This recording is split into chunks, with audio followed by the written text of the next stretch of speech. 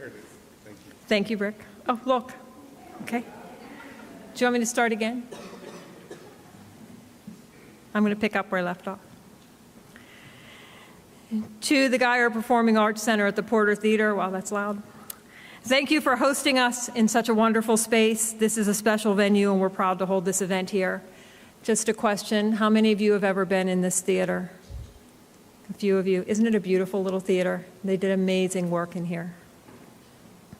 I also want to recognize the incredible work of our students. Each of you has put in time, effort, and courage to be here tonight. That alone is something to be very proud of, and we are excited to see you all shine this evening. A very special thank you tonight goes to Kathy and Kenzie from the Fayette Business Education Partnership. Their perseverance, dedication, and passion for creating opportunities for our young people are what bring events like this to life. We are grateful tonight, too, to our regional chamber partners, several of whom are here with us, the Greene County Chamber, the Mon Valley Regional Chamber of Commerce, the Greater Latrobe Laurel Valley Chamber of Commerce, and the Somerset Chamber of Commerce. Several of whom are here this evening. Hopefully you'll meet them later on. Their commitment to workforce development and civic engagement is what helps connect programs like this to the broader future of our business community. And I would be remiss if I didn't recognize our Fayette County Commissioners. Commissioner Chair Scott Dunn is with us this evening. They are tireless in their support for education, workforce development, and community initiatives. These programs play a vital role in making programs like this possible. For those who may be new to the Civics Bee, this program is part of a larger effort led by the Pennsylvania Chamber of Commerce and the U.S. Chamber of Commerce Foundation. Students begin at the local level with events like these, and the winners then have the opportunity to advance to the state competition, and those winners ultimately to the National Civics Bee. It's a unique program designed not just to test knowledge, but to encourage students to think critically about real-world issues and how they can make a difference in their communities. As we look ahead to America's 250th anniversary, there is no better time to invest in understanding and engagement. The ideas, leadership, and passion we see here tonight are exactly what will carry our communities forward. And now, it is my pleasure to introduce a good friend and colleague, someone who brings energy, professionalism, and a true passion for our community to everything that he does. Please join me in welcoming our MC for the evening, Mark Rafel.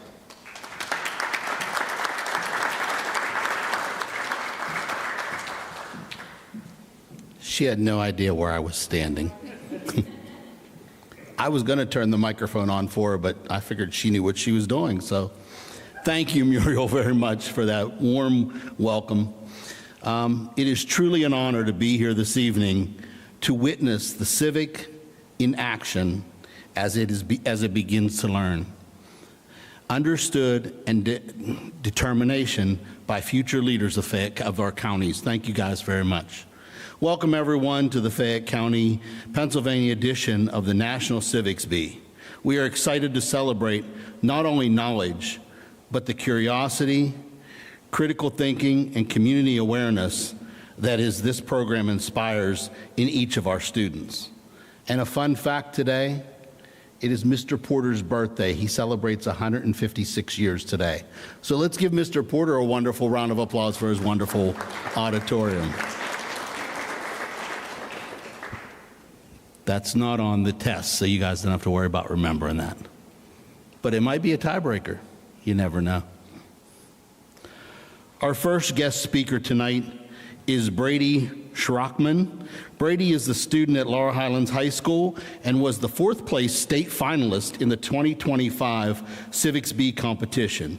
Brady now shares his passion for civics through his school's civic club, through being a youth leader in 4-H, and helping share his knowledge with different organizations for America's 250 celebration. Let's welcome Brady to the stage, please.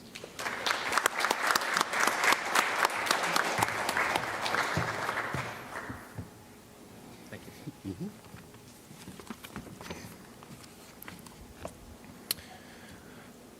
During the 2024 election, over a third of young people reported that voting was not important to them. In a 2023 study, it said that 57% of youth nationwide felt dissatisfied with the state of American democracy, and another 33% had no intentions of ever participating civically. That same study found that 52% of young people felt a lack of trust in their government. In total, it can be summarized that there is an incredible lack of discontent and distrust among the young people of America in their government and in the way it is run. So whenever I competed in the Civics Bee last year, that's why I decided to talk about a series of ways to engage youth in their community and in civics, most notably being an elected council to represent them in the county. And in that, I'm happy to say that with the help of the Chamber and other people across the county, the ideas I presented in my Civics Bee essay are still being crafted and are still being put into action today. Civics matters to me for this reason. It is the best way to make the world a better place.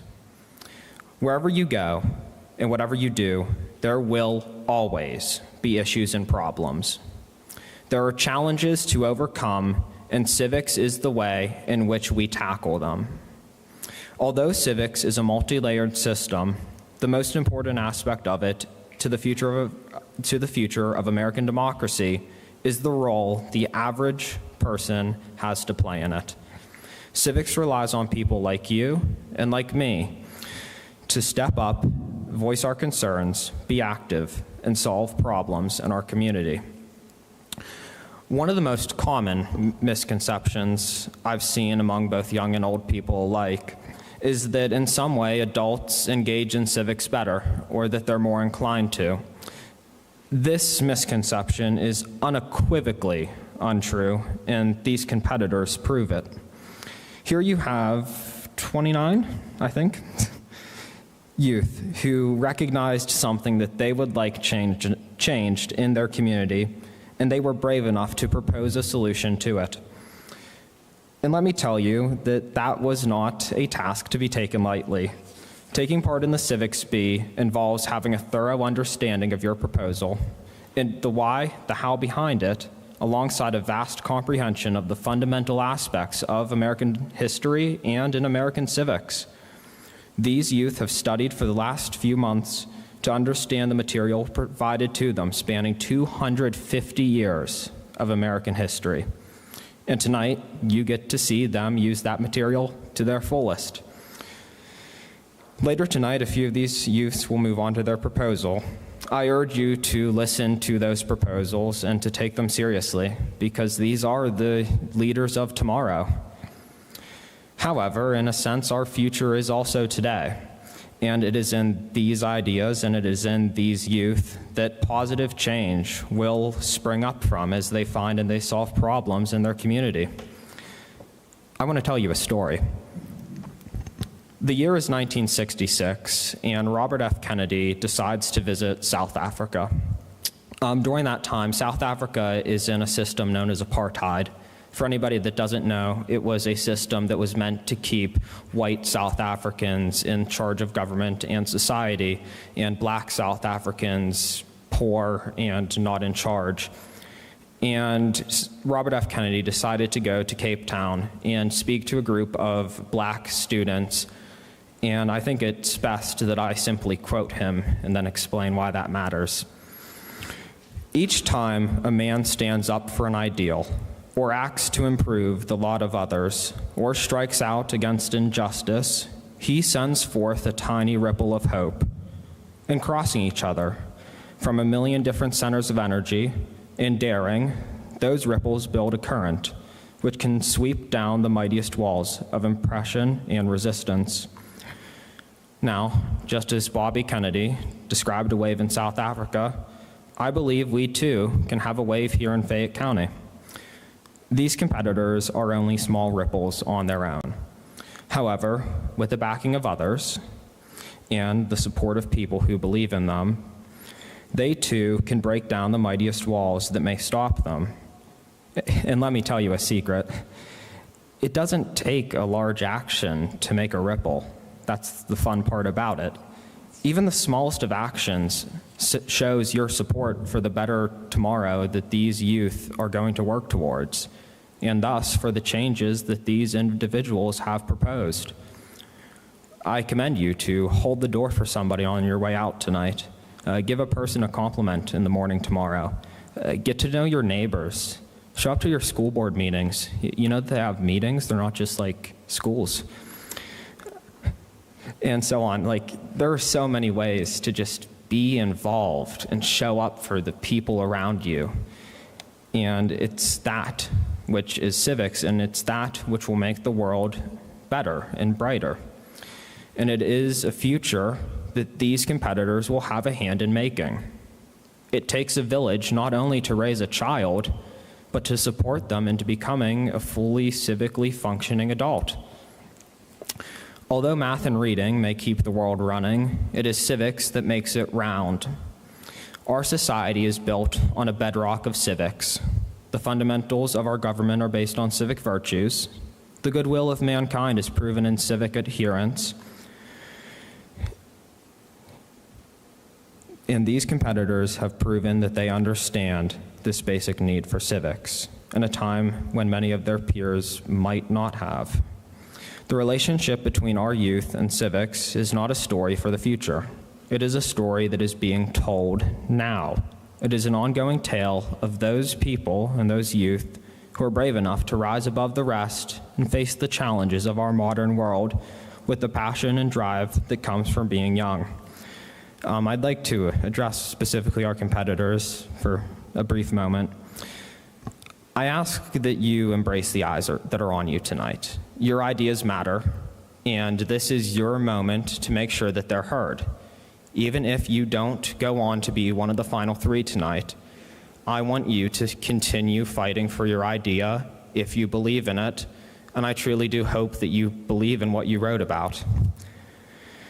Embrace your creativity and passion, and show the world and your peers specifically why civics matters to you. Our country and our world relies on civics, and it is in these aspects that it will allow our community, and to a larger extent our country, to enter the eventual shining city on the hill, which has been discussed since the founding of America as the beacon of hope to a dark and dreary universe. Before you tonight are the leaders of tomorrow, ready to go into action today. I ask, why stop them? Thank you, and I wish you all the best tonight.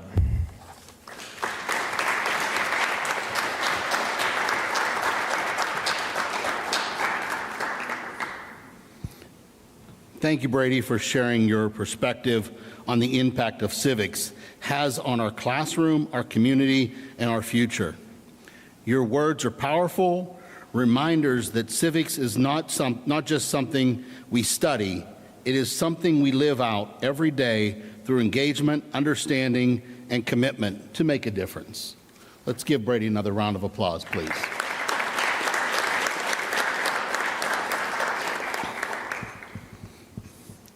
We are incredibly proud to have young people in our community who bring this level of passion, thoughtfulness, and enthusiasm to civics. It gives us all confidence that the future is in very capable hands. And we hope to see not just one of you up here next year, but many of you up here working with us, maybe even taking my role on as the MC. Anything to get out of this again. Just putting that out there ahead of time. Today, we are fortunate to have several individuals who volunteered to serve as judges. We sincerely thank each of them for their time and support and wish you the best as you take on this important task of selecting our winner. Our judges tonight are Laura Argenbright, the Senior Director of Creative Strategies to Go Laurel Highlands on the far end.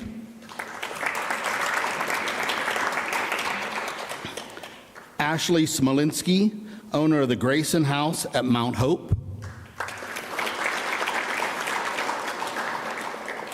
Jared Murtha, Executive Director of Fayette Economic Development Council in the center. Oh, you two need to move seats because you're in the wrong seats. Dr. Lindsay Simon Jones, Interim Director of Academic Affairs at Penn State Fayette, the Eberly campus. And Jared Lamer, from the, who is our representative sponsor, Love Fayette. It says here, let's give them a round of applause, but you guys already did that. Now I'd like to introduce our finalists. Finalists, when I call your name, please stand up at your seat.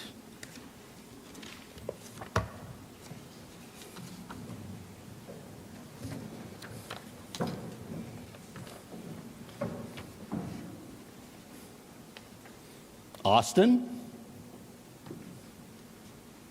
you can sit back down. You guys can clap as we go through the names. Austin's mom was the first one to clap. Thank you. Oh, you want him to stay standing? Okay, stay standing. I'm sorry, Austin. I didn't read that rule. There's rules with everything we do here, just so y'all know. Courtney. Camden. Jade. Miles. Emma. Kinsley. Gabriella. Heath. Natalie. Haley Rose. Skylar.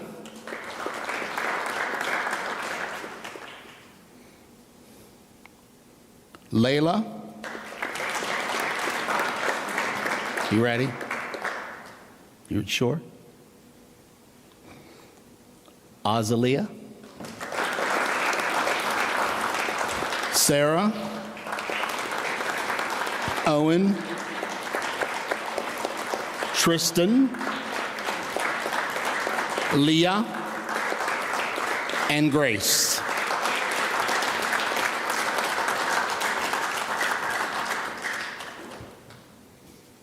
Now can they sit?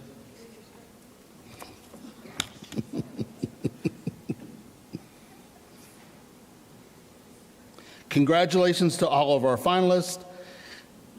You may take your seat. I told you, it is so scripted.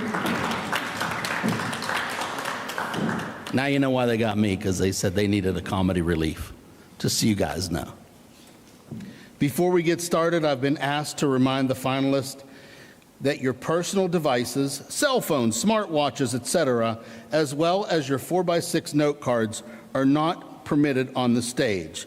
If you haven't already handed them over, please raise your hands now and we will collect them. We have security if we have to scan you. Who has their watch on? Is it a smartwatch? You sure? Okay. Thanks for letting me do that. I appreciate that. Today's competition will include 3 rounds. The first 2 rounds, finalists will answer civics-based quiz questions. Each finalist will answer the same multiple-choice question within the allotted time. Each question and answer option will be read aloud, and 30-second timer will start, and that's how long they'll have to finish their answers. Each correct answer will receive 1 point. Incorrect answers and answers not submitted before times run out receive a 0 point. Since you will not lose points for an incorrect response, we encourage you to take your best guess and answer each question. Please note, once you have selected the answer to the question, the answer is final. You may not return to the answer options to change your response. And these are all going to be done on tablets as well that are provided to them, which are in front of all of them. At the end of the round, at the end of round 1 and 2, I'm reading it as I and I. I'm like, what is that? At the end of rounds 1 and 2, we'll display the leaders board on the screen, and you'll be able to see which finalists are in the lead, which will be behind them. The 5 finalists with the highest cumulative score at the end of round 2 will advance to round 3. If there is a tie for 5th place at the end of round 2, I will announce a tie-breaking round of 3 questions. Only the finalists who are tied for 5th place will answer these questions. If you are not tied for 5th place, you will not answer the tiebreaker question. At the end of the tiebreaker, I will announce the finalists who will advance to round 3. Finalists during the quiz round, if you have technical issues of anything goes wrong at any time, please raise your hand. Please raise your hand right away so we can help you. We know everyone here will participate with integrity, and finalists, please keep your eyes on your own tablets. Don't be me in junior high school. We didn't have tablets back then. We did. They were stone. You guys think I'm joking? I'm as old as Mr. Porter. I look good for 156, don't I? I like his Miles. He keeps an eye contact with me. Miles, I have no vote, though, so just so you know. They're the ones you need to be nice to. During rounds 1 and 2, audience members can play along with the students, finalists, and increase your civic knowledge. Audience members, please enter the URL included in the upper left-hand corner of the screen. There we go. Whew. Thought I read it wrong. Into your personal devices, be sure to select spectator and join it in the settings and play along. Is everyone ready to start?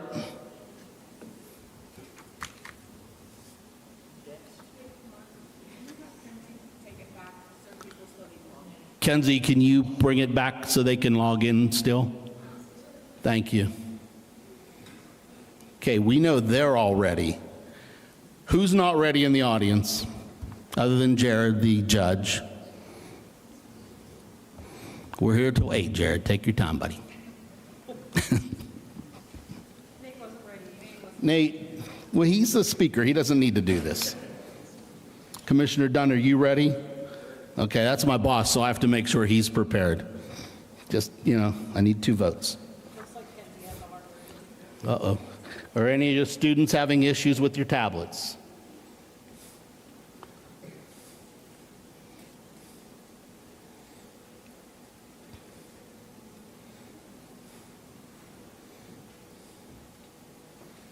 Everybody good except for the one Kenzie's working on?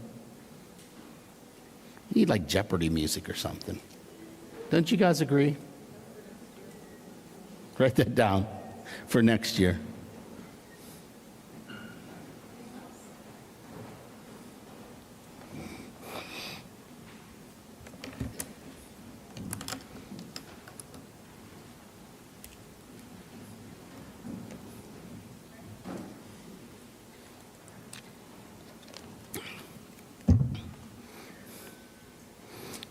Question number 1. Which everyday task shows the role of federalism in national elections? Congress sets a national date, states run local polling. The Supreme Court, the Supreme Court hires poll workers, cities count votes. C, the president certifies state ballots, counties set dates. D, governors write federal voting rules, towns print dollars.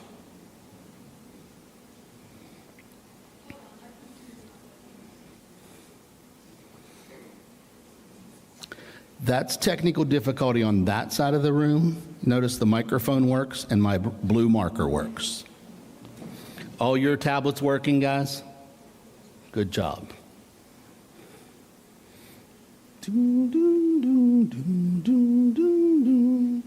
Oh, sorry.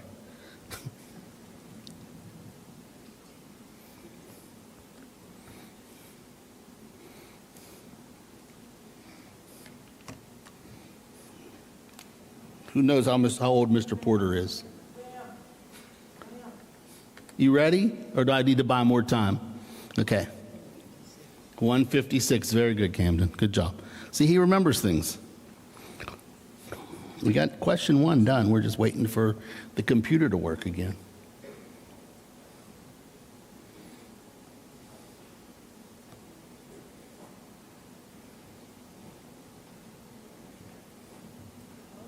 Welcome. Is everyone ready, excited to play? Yours not showing anything now? Hang on. We'll get you.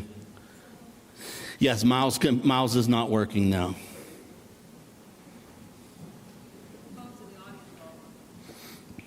Is everybody's phone in their audience working? Nice. Technology at its finest. Yep.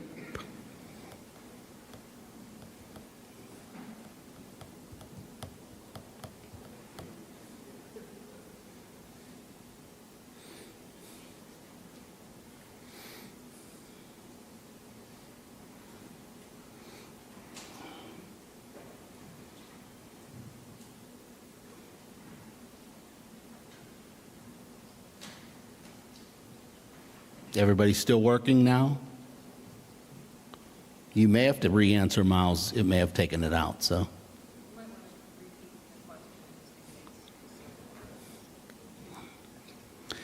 Which everyday task, this is the same question I'm reading to you guys, okay?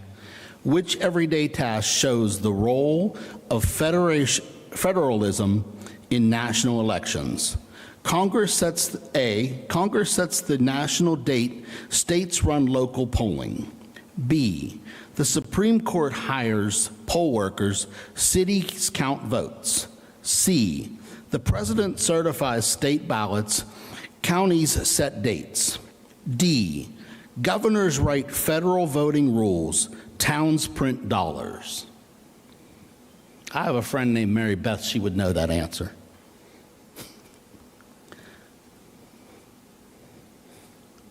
Are we ready on our technical side to go to the next question? Yes. Yours isn't working now? Emma, try it now. Wait, there's music playing from somewhere. Oh, that's the 30-second timer. Longest 30 seconds of my life. I'm sorry. 4, 3, 2. It's like watching Artemis take off. Are we giving the answers now? Oh, okay. And the answer is A. Congress sets the national date, states run the pollings.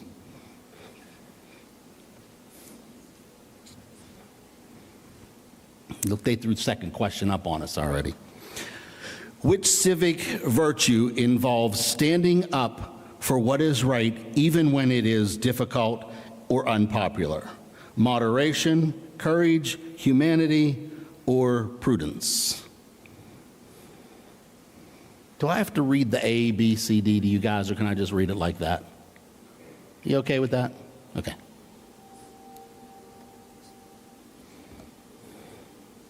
"19 seconds left.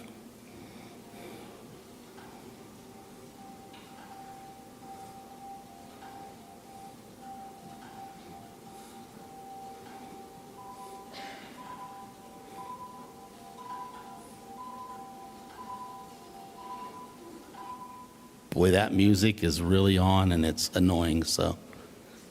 And the answer is B, courage.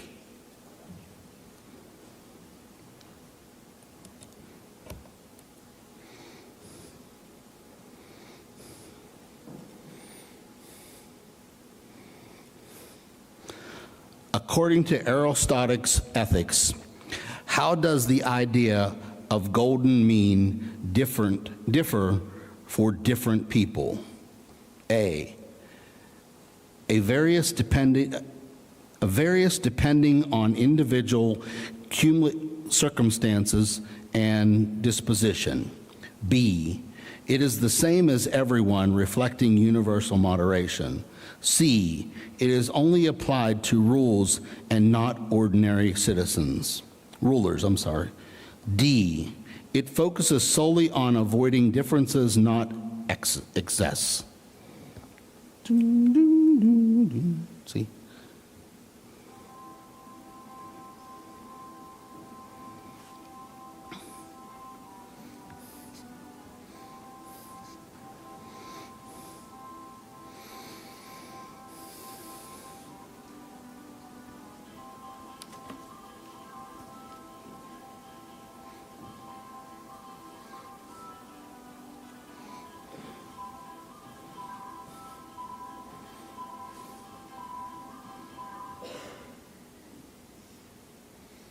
And the answer is A, it varies depending on the individual's circumstances and disposition.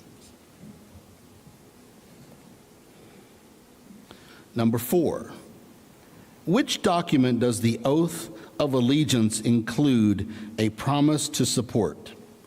The Declaration of Independence, the Constitution, Bill of Rights, Magna Carta.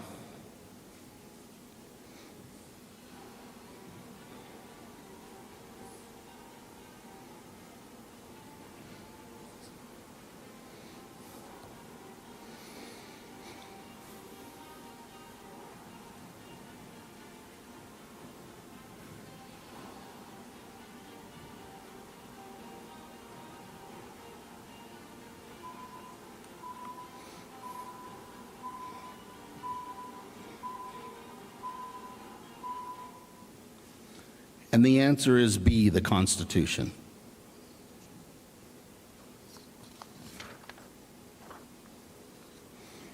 Question number 5.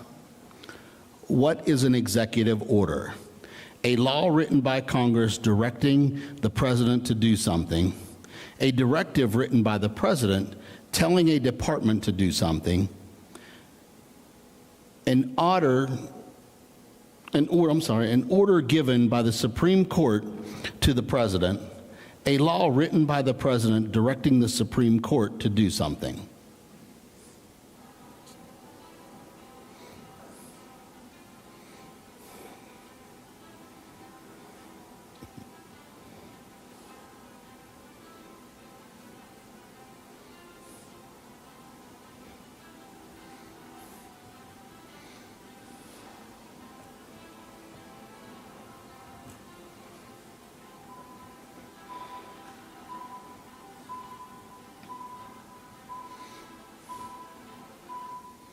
And the answer is B, a directive written by the president telling a department to do something.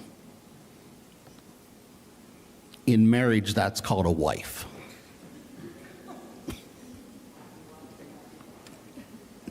I make myself laugh sometimes, yeah? Okay, you ready for number 6? How many amendments in total, how many amendments in total have been added to the Constitution? A is 10, B is 15, C is 23, D is 27.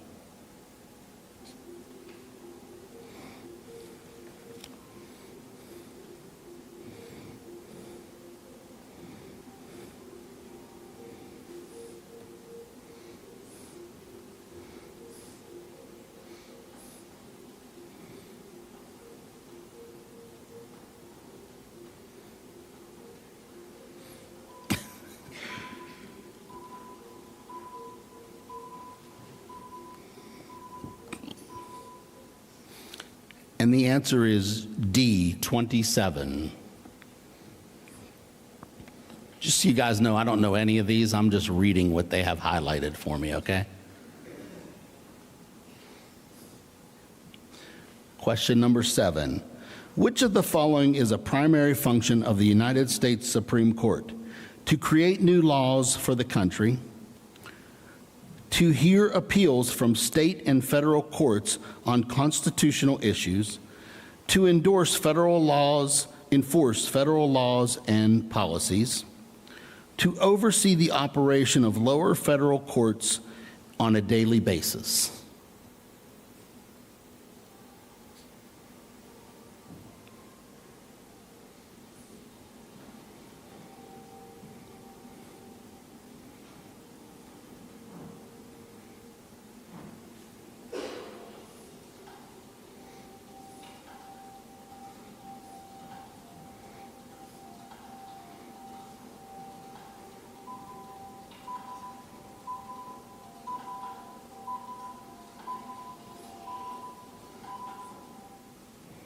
And the answer is B, to hear appeals from state and federal courts on constitutional issues. The next question is question number 8. Based on the Supreme Court's analysis in Dred-Scott versus Stanford, 1857, when I was 15, why did the court rule that the plaintiff lacked the right to sue for his freedom? He was previously lost his case in a state Supreme Court. He failed to provide evidence of his residence in free territories. He was no considered a U.S. citizen and lacked legal standing. He was required to obtain permission from his owner to sue.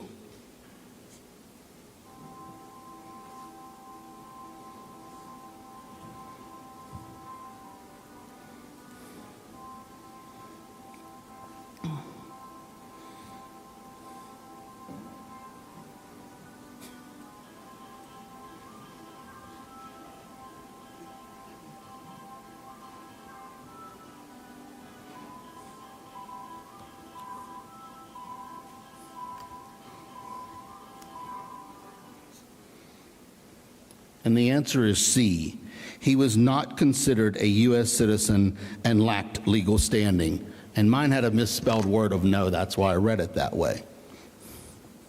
Number 9, the Tenure of Office Act of 1867, which Andrew Johnson accused of violating, required what action before a president could remove certain officials? A, approval from the Supreme Court. B, approval from the Senate. C, approval from the House of Representatives. D, approval from both houses of Congress.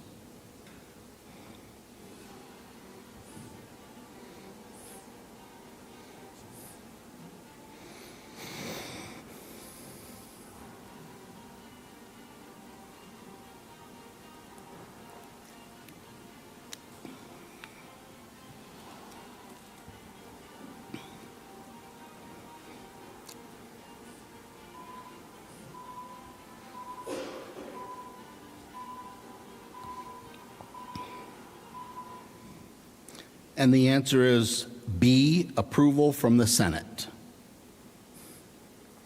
Our final question for round 1. In which Supreme Court case did the Chief Justice invalidate the Mississippi Compromise of 1820 as unconstitutional? Gibson versus Ogden, 1824. Dred-Scott versus Sanford, 1857, Munn versus Illinois, 1877, and Plessy versus Ferguson, 1896.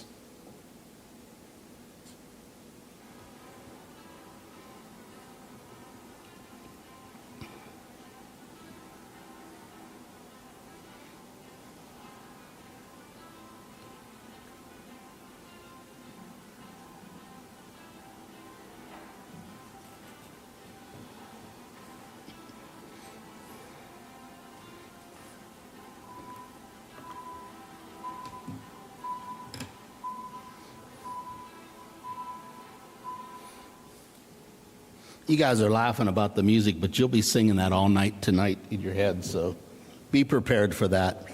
And the answer is B, Dred Scott versus Sanford, 1857. And now we have a round breaker question. And this question is, how do you plan to celebrate America's 250th birthday this year?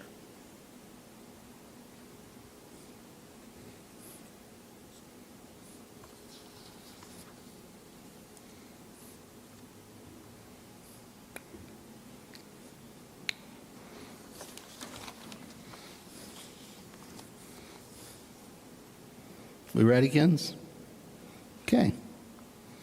Finalists, congratulations on a great first round. Before we take a look at the round one leaderboard, let's answer the fun round break question. Please note, well, I already did that question, but it doesn't count for any points. It was just a fun one. I can tell you how I'm going to celebrate it. It's Kathy Hall's 50th birthday, so I'll be celebrating it with her. She's taking us all to Hawaii. Everybody from the chamber and everybody in this room tonight. Let's give Kathy a round of applause for the trip to Hawaii we all get.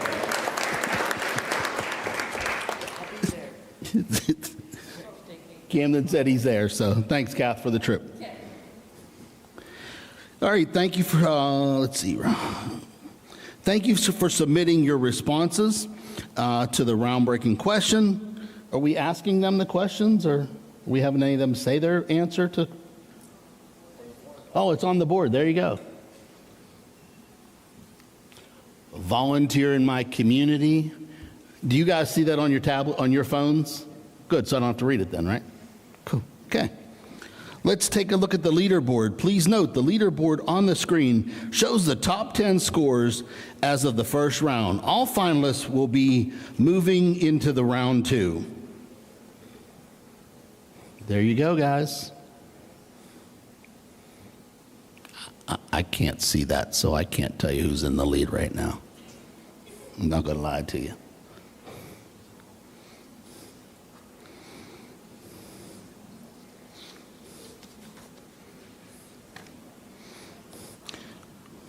We have one more round of quiz questions to go. Finalists, are you ready?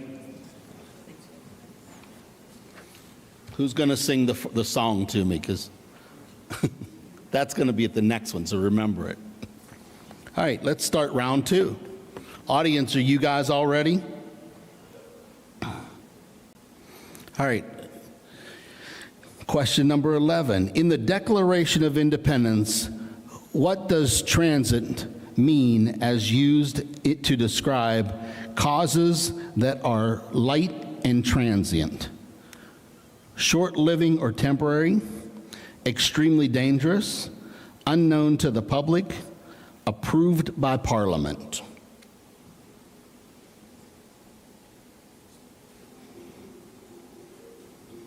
Same song, too.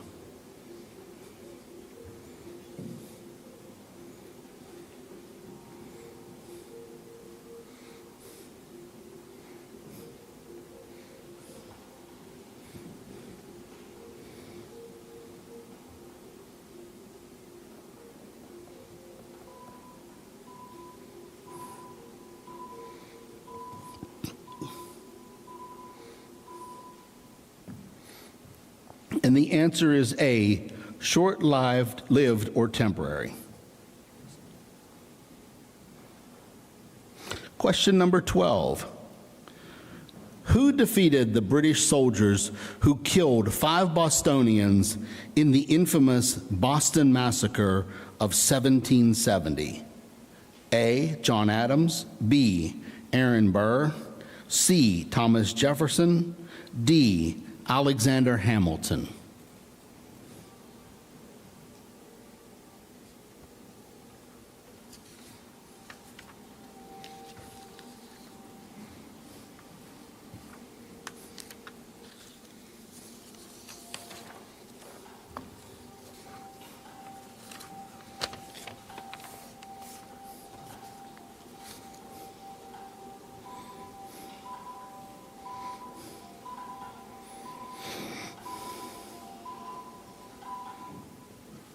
And the answer is A, John Adams.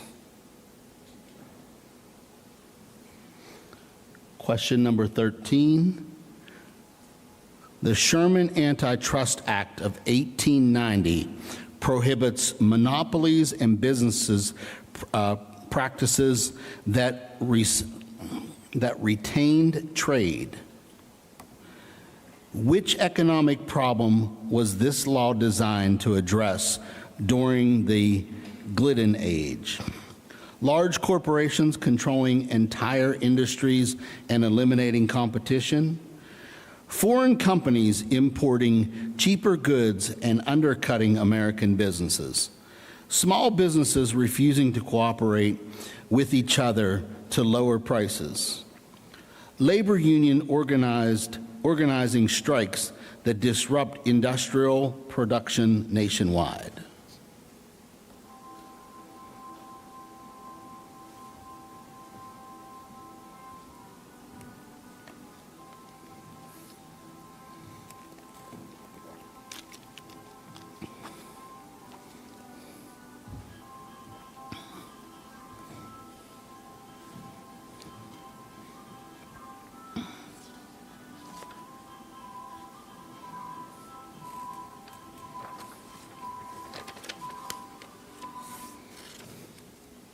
And the answer is large corporations controlling entire industries and eliminating competition. Question number 14. What was James Madison's main argument in his Memorial and Remonstrance, 1785? Religion should be regulated by the state to ensure moral behavior. Religious freedom is an unalienable right and should be protected from government interference. Only Christianity should be recognized as the official religion of the state. Taxes should fund religious teachers to promote public morality.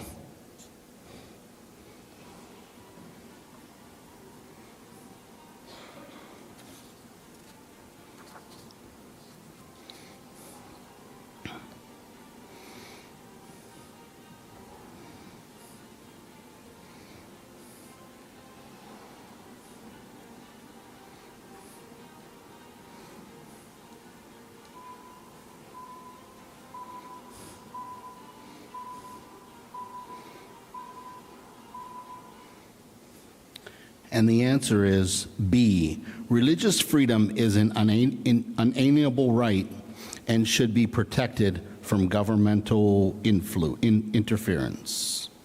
Number 15. Thomas Paine's common sense convicted Maine colonists to support independence. Other writers at the time used legal arguments about British violations of colonial rights. Why was Paine's approach of using plain language and moral argument more effective for building widespread support than legal arguments? A, it appeals to common people's sense of justice by challenging monarchy's legitimacy. B, it persuades elites in court and assemblies who understood legal claims. It presented a detailed blueprint for the new republic government for the colonies. It's primarily advocated for economic boycotting and peaceful petition with Britain. And the lights are blinding me right now.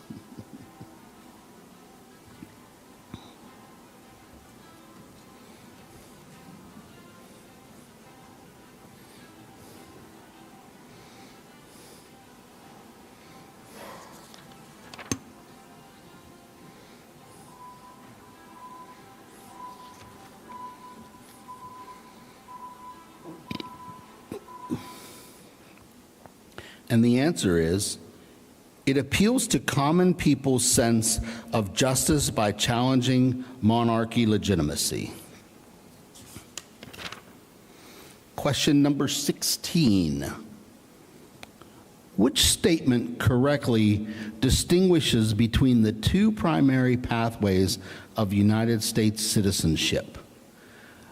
A, naturalization requires a legal application process, while birthright citizens isn't automatically granted by the 14th Amendment. B, naturalization is granted automatically by those born in the United States, while birthright citizens require a test and an oath. C, naturalization is a temporary status for workers, while birthright citizenship is the only permanent form of citizenship. D, naturalization was abolished by the 14th Amendment, while birthright citizen remains the only legal birthright pathway today.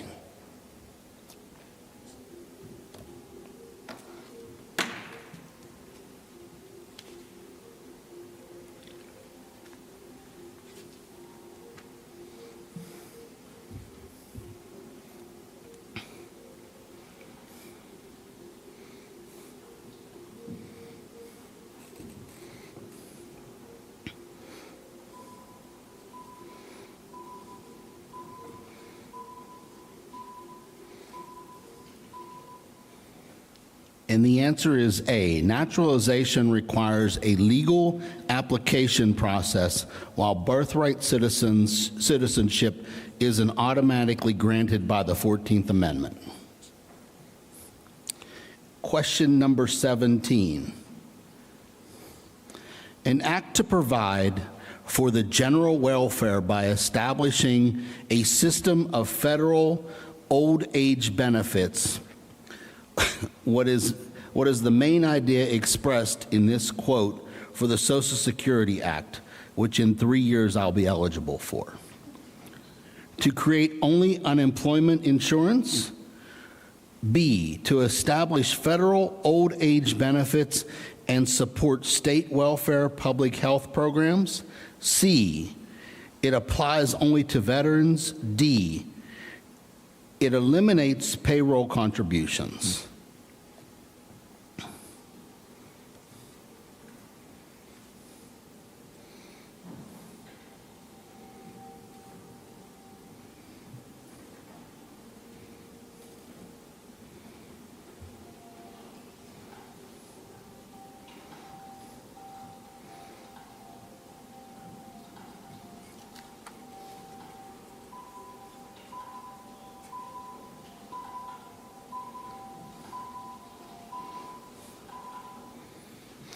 And the answer is B, it established federal old age benefits and supports state welfare public health programs. That's why I'll be waiting for 3 years. I'm not old though. Not as old as Mr. Porter. 156, that's old. He's here tonight. That's why nobody's allowed up in the balcony. Question number 18. According to Aristotle's Ethics, what is the primary goal of a good government? A, to prevent chaos and enforce laws that ensure peace and stability. B, to ensure that citizens live virtuous and fulfilled lives. C, to deliver essential services and infrastructure that individuals cannot effectively provide on their own. D, to protect its citizens from external threats and ensure national security.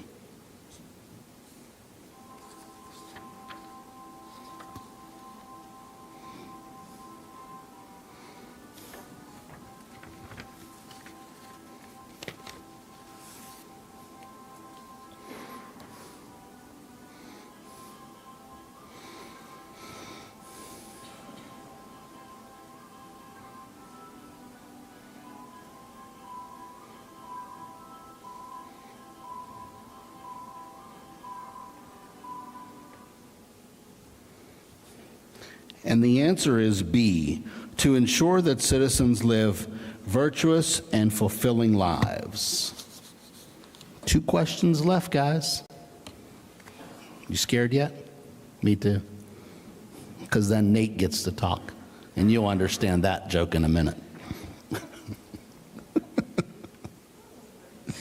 Question number 19. A city department signs a 10-year stadium contract using public funds, but no law authorized the project or the spending. Taxpayers sued, and a court canceled the contract. What principle explains the rule? Executive office may act only with power granted by law. Contracts become valid if they are popular in polls. Long terms make contracts self-approved by default. Agencies can spend first and seek approval later.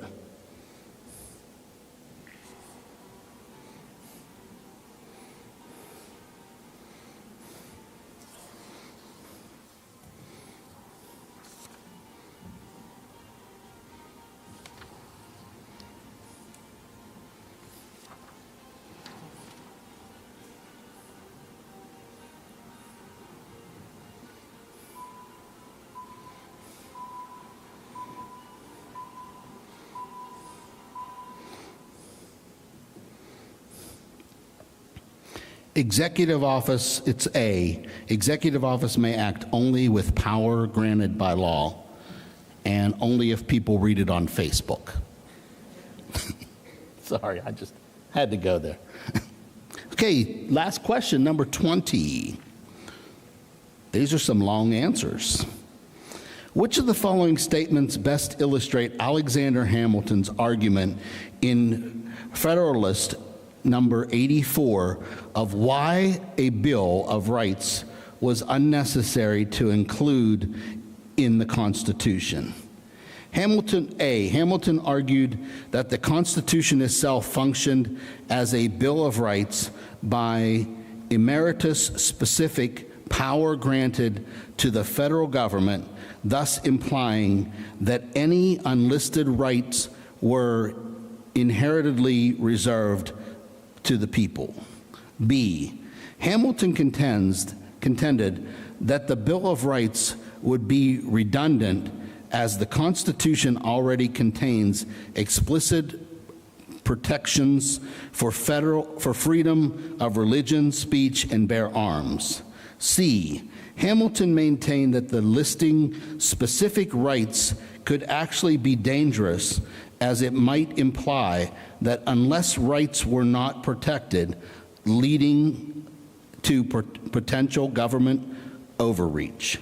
D, Hamilton believed that protecting individuals' liberties was not important as an effective government, and therefore a Bill of Rights was unnecessary.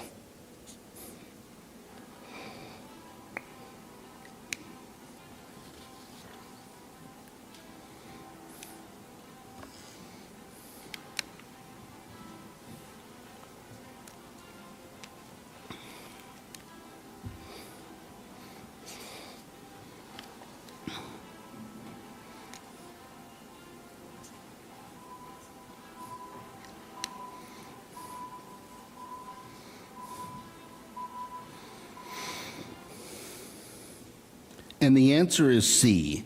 Hamilton maintained that listing specific rights could actually be dangerous, as it might imply that unlisted rights were not protected, leading to potential government overreach.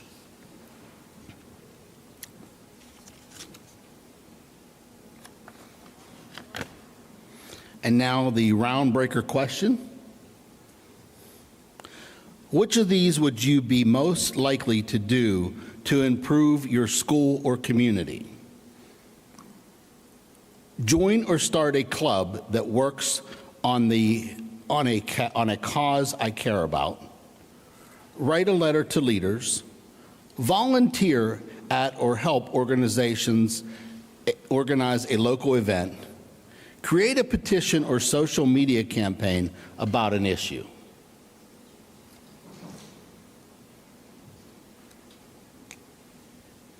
And again, there's no right or wrong answer in that one.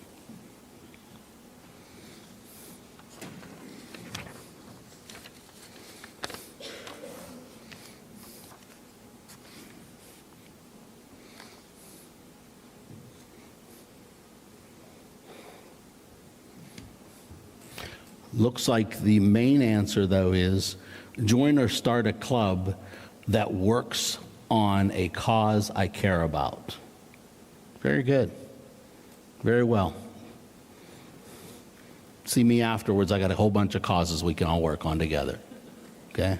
Like, there should have been dinner before this event for us, right? Other than cookies, right?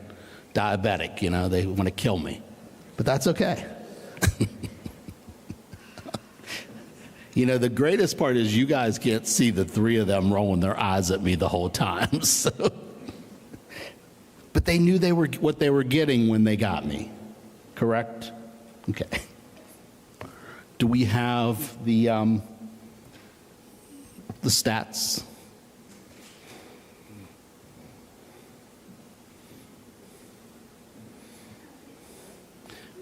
One, two, three, four. Looks like we have a tie there. Okay, we're going to arm wrestle for the tiebreaker. Indian leg wrestle right in the front of the stage. Look. I'm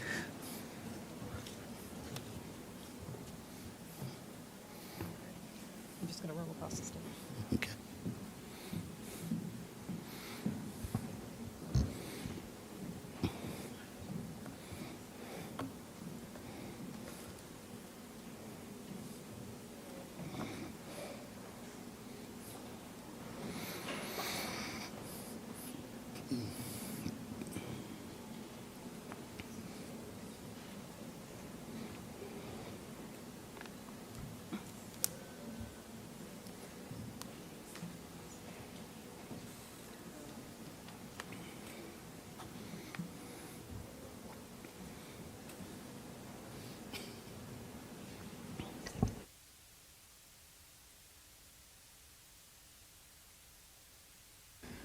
So it looks like we have a little bit of a tiebreaker at the moment. So advancing on to the next round will be with 15 points, it will be Grace. With 13 points, it will be Jade.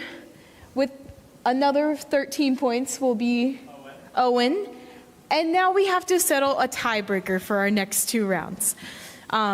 With those 12 points of those next two, or of those four people, we will have Heath, Courtney,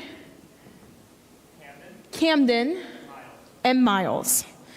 So I explained to them earlier, but I will explain to you guys too.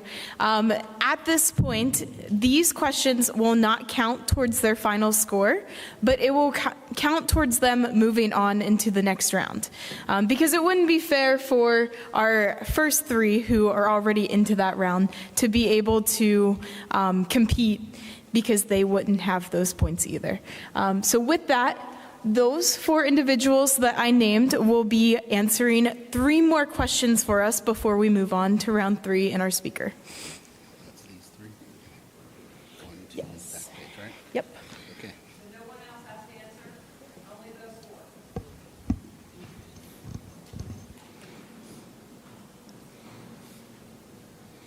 And are they on the tablets too?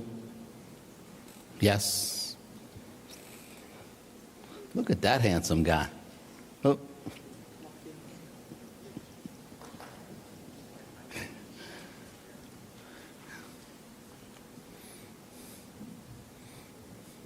This is the tiebreaker round. How about that, huh? You like that voice? You nervous? Okay, who's all in the tiebreaker? Raise your hand.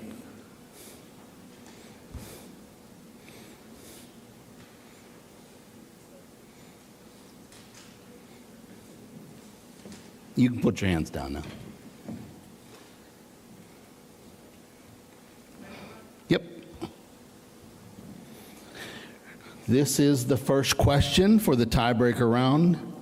A mayor announces an increase to the parking fees by press release with no ordinance.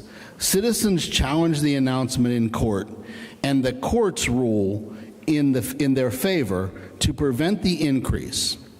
What future of the principle of limited government justice justified this rule?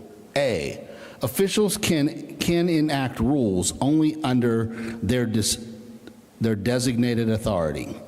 B, courts choose which cities' fines are enforced. C, busy seasons allow higher fines. D, press releases can act as laws in an emergency.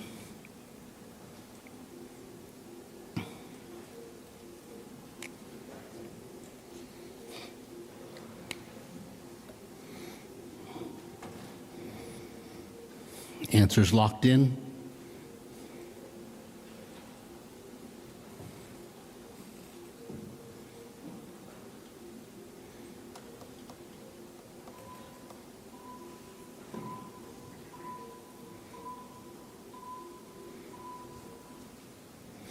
And the answer is, officials can enact rules only under their designated authority.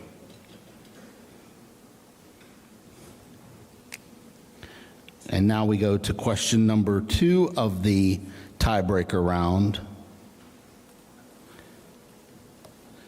In Thoughts on Government, founder John Adams writes, "We ought to consider what is the end propose of government before we determine which is the best form. The end of government is the happiness of man as well as his dignity consist in virtues.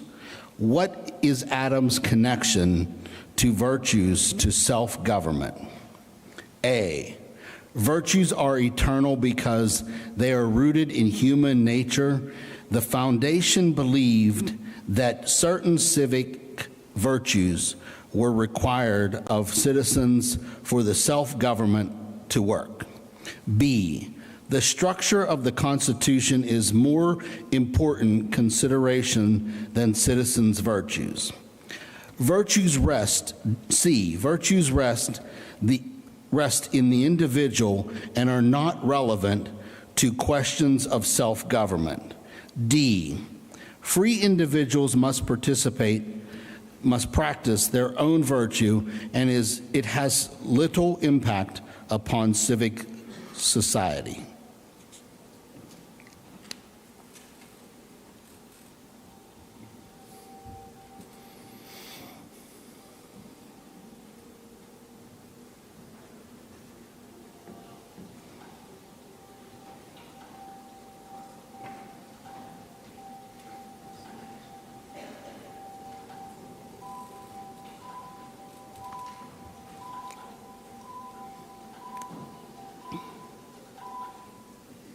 And the answer is A.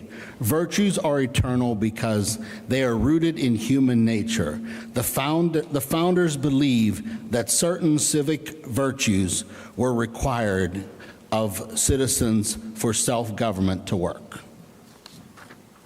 And our final question in the tiebreaker. Aristotle calls law reason without desire, meaning laws should be based on logic rather than emotions. Why does he believe this distinction is important for fair government? A, emotional decisions are always more fair than decisions based on reason and logic. B, reason and emotions always lead to exactly the same decision in every situation. C, Laws based on reason treat everyone fairly, and emotional decisions favor some over others. D, Aristotle believes all laws should be based only on emotion, never on reason.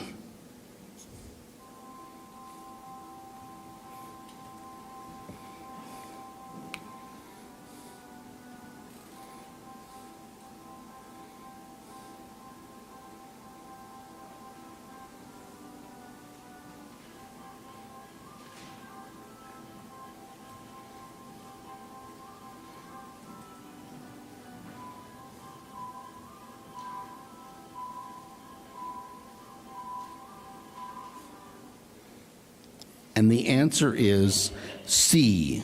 Laws based on reason treat everyone fairly, and emotional decisions favor some over others.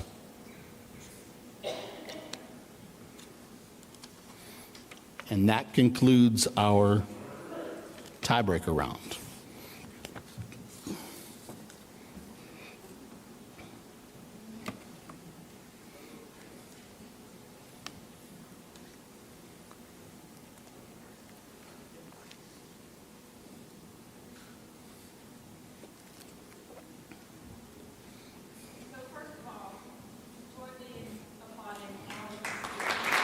Yes, very much.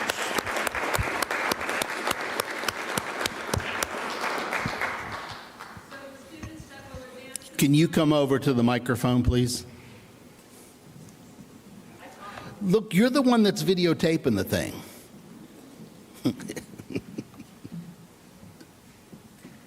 So the students who will advance to the next round are Grace, Jade, Owen, Heath, and Courtney.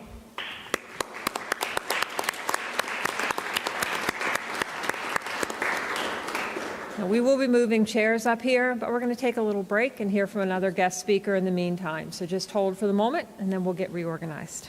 And I think you can go back into script. I think you have to go Right here. Right Yeah. here.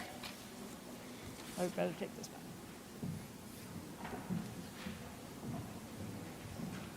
All right, so we are going to have another speaker come up. This gentleman is a very good friend of mine.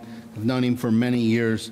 I would like to ask you to please welcome to the podium Mr. Nate Rigotti, a member of McNeese Strategic Solutions Group, where he works as at the intersection of government affairs, grassroots advocacy, nonprofit consulting to deliver results for clients across the public and private sector. Based in Pittsburgh, lives locally, Nate previously worked in the office of Representative Pam Snyder and has been actively involved in Greene County and throughout southwestern Pennsylvania. Ladies and gentlemen, my friend, Nate Rigotti.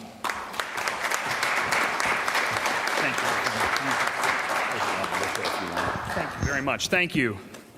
Thank you, Mark. While they're not excited for a speech, they're excited for you to finally get off this microphone. Good evening. First of all, thank you to the Fayette County Chamber of Commerce, the Fayette County Business Education Partnership for putting this together. This is a tremendous event, and I want to thank Kathy Hall, really leads this effort along with her whole team, with Muriel and everybody else. But how about a round of applause for the Chamber of Commerce for putting this together? And how about these kids? How cool is this? Congratulations to you guys for coming here. We appreciate you. Like Mark said, my name is Nate Rigotti. I serve as a government relations consultant for a company called McNeese Government Relations. We're a Harrisburg-based lobbying and consulting firm, and I run their Pittsburgh area operation. I live in the giant metropolis of Roscoe in the California area, right on the Mon River. And while I don't live in Fayette County, my front door looks out across the river every morning. I wake up and look at the mountains of Fayette County over there by Fayette City. I once was a student at Yawk, where I was also interested in government and politics, serving as student council president and a member of our debate team. And before joining McNeese, as Mark said, I worked for 8 years as chief of staff to now retired State Representative Pam Snyder, serving Greene County and the Brownsville and Masontown communities here in Fayette County. In fact, there's got to be somebody from Brownsville here, because I see some folks. Somebody from Brownsville? Now, Mr. Cito, who's in the audience down there, was once my intern in our office. So it's so cool when I walked in to see Mr. Cito there. So it's good to see you too, Mrs. Furlow. I never thought that my career would lead me down this path. I was always interested in government and politics. I remember skipping school to watch the news for the 2006 midterms. I'm aging myself a little bit. I got those UNC vibes, you know what I mean? But while I was interested in government and politics, I also love sports and sports broadcasting. So I went to Waynesburg University, where I majored in sports broadcasting, studied under the former Pirates announcer, got a job out of college as a play-by-play broadcaster for a professional softball team in Washington. And when that season ended, I needed a job. And I was working for a radio station in Washington and met State Representative Snyder. And she needed somebody on her communications team and offered me a job. And that kid in 8th grade civics class that was watching the 2006 midterms and was the only nerd in his class that knew the 2 United States senators for Pennsylvania, all of a sudden found himself in this government job that has led me down an incredible journey. I've had a front row seat to presidential elections. I've served as a delegate to the National Convention, an advisor on some congressional campaigns, and it's been really cool. I've dined with governors and ambassadors, but the coolest part of my job is really working with our local governments right here. In fact, you have a county commissioner in the room tonight that thinks it's important to be here. How about a round of applause for Commissioner Scott Dunn? Commissioner, thank you. Because our local officials shape our everyday life way more than the names you hear on TV or in campaign commercials every single day. Your township supervisors, your county commissioners, your city council folks, those are the people making tangible changes in our community. In the presidential election in 2024, Fayette County saw 63,000 people turn out in that election. Still only at 76% turnout. 24% still thought that wasn't important enough to come out. Last year, 2025 municipal election, only 31,000 people voted. Half of the folks who turned out in 2024 showed up for our municipal election right here in Fayette County. Democracy is not a spectator sport. It requires us to get in the game. I'm so proud of the young folks here, just like all of you are, because just by participating in this Civics Bee, they're already in the game, and they're in it early. The strength of our democracy is not determined solely by its laws or institutions. It's determined by the engagement of its people. Decisions are made by those who show up. When you understand how your voice fits into the larger system, you're more likely to use it. You're no longer an observer, but an active participant. That's why it's imperative we keep civics in our schools and these programs going. With so much focus on STEM education, we hear it all the time, and I know Dr. Simon Jones from Penn State Fayette will agree with me. We cannot leave out the humanities, our arts, our English, our history. Imagine a society where citizens don't fully understand how laws are made, how leaders are held accountable, or even what rights they possess. In fact, I think we're already headed there. In that kind of environment, misinformation spreads more easily. Trust in our government erodes, participation declines.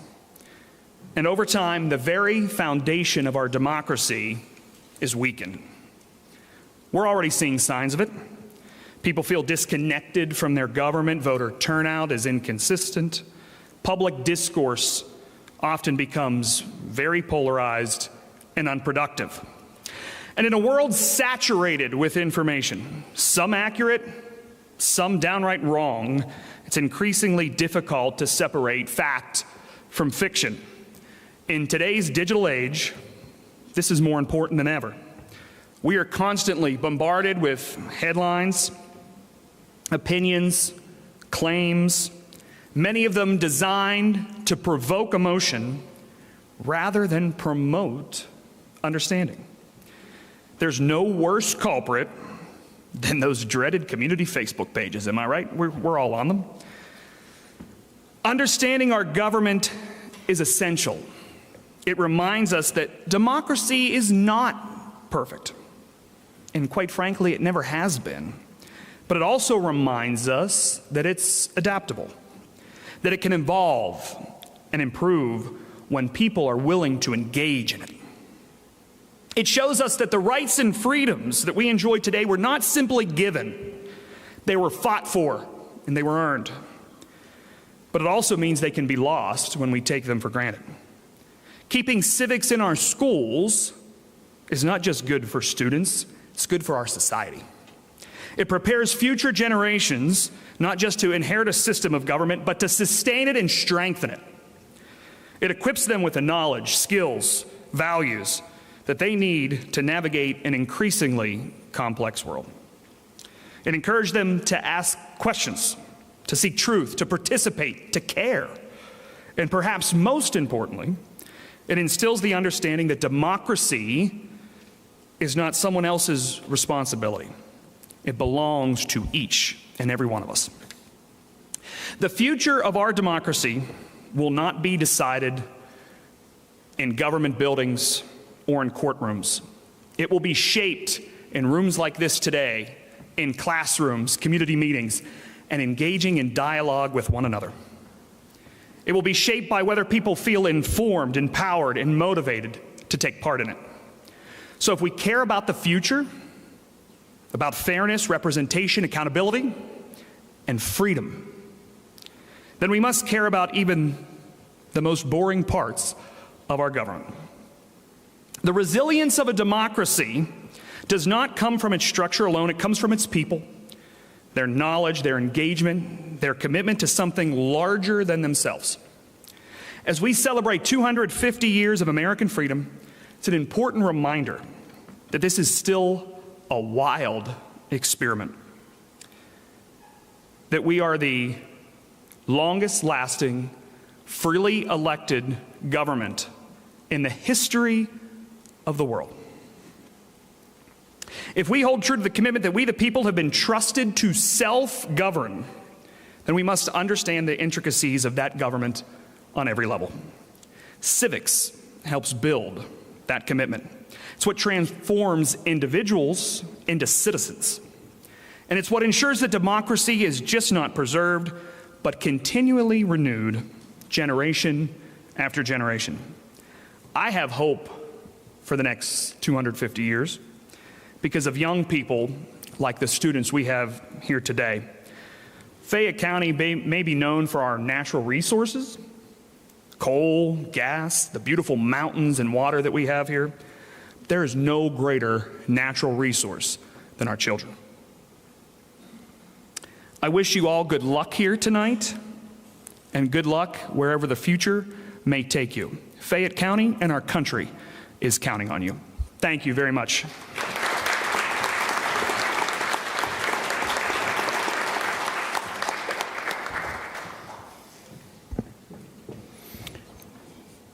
Wow. Thank you, Nate. Thank you very much. Let's give Nate another round of applause.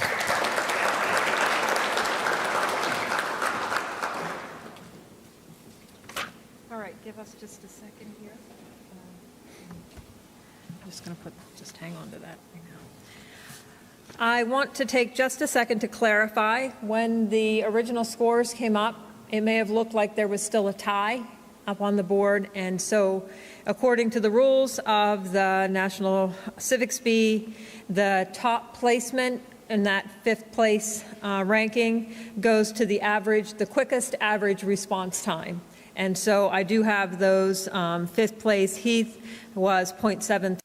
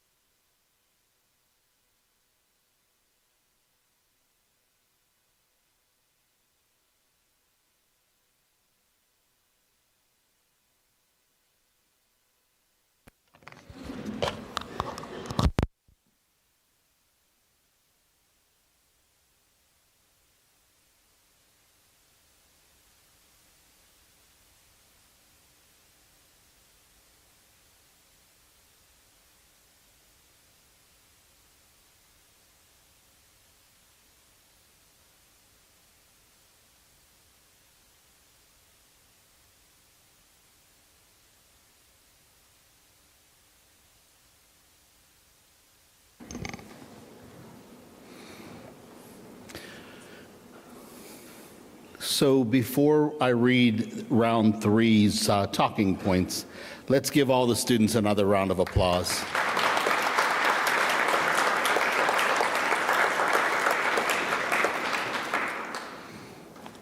For round three, our students will be sharing a summary of their essay topic that they chose from the prompts. How can we make you a different, how can you make a difference in your community? I'm sorry about that. That's their prompt that they got their essay from. Before we begin round three, the remaining finalists will be given a note card, which they all have their note cards, that they brought as prep. I will ask the finalists and the judges if everyone is ready, and then I will call the finalists one at a time to approach the microphone here and deliver their summary. Finalists, I will call you in the order of your placement at the end of round two, with fifth place going first, then fourth place, and so on. Each finalist will share a three-sentence summary of their essay using the 4x6 note card they brought as prep. Each finalist will then receive questions from our event judges and will have 3 minutes to engage in Q&A. The judges will evaluate the finalists based on how well they show an understanding of civic principles, answer the judges' questions clearly and effectively, use specific examples, evidence, and primary sources to support their answers. At the end of round three, judges will add their scores to the finalist totals from round 1 and 2 to calculate a cumulative score for each finalist. If a tiebreaker is needed at the end of round 3, event judges will rank the tied finalist in order majority rules. The finalists with the 3 highest cumulative scores will be named first place, second place, and third place winners as well. There's a lot more here. There's a whole nother page. Top 5 finalists, are you ready? Judges, are you ready? Let's welcome our first finalist. Fifth place would be Courtney from Rockwood Area School District, Community Employment.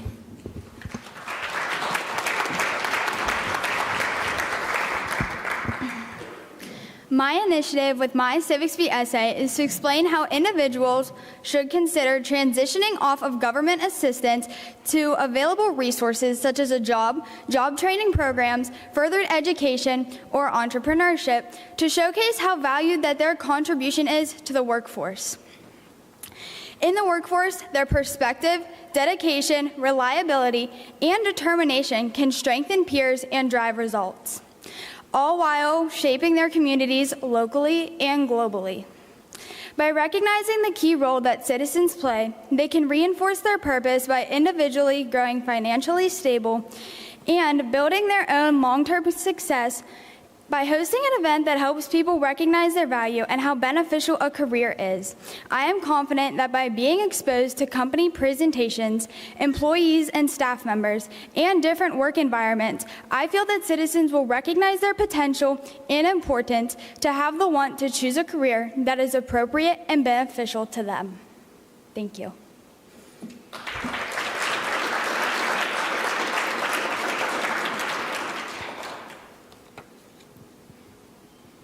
Thank you, Courtney, and congratulations. Thank you.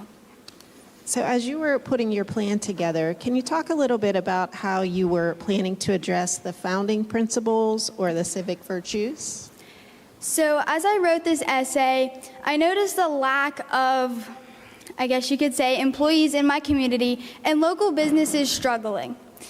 This goes back to people being involved in their community and wanting to help out and playing a key role, and by helping themselves improve and grow individually.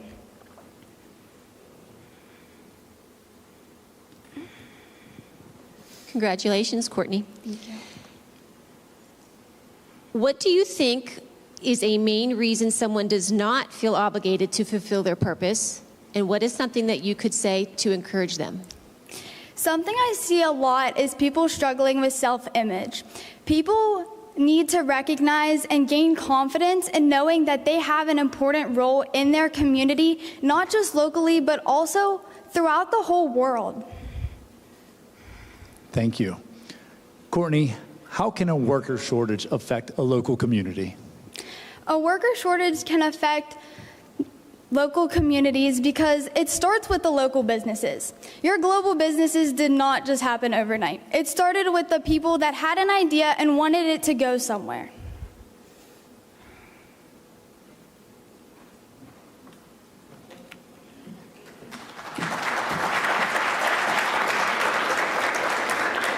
Thank you, Courtney. Our fourth finalist is Heath, Connellsville Area Middle School, littering.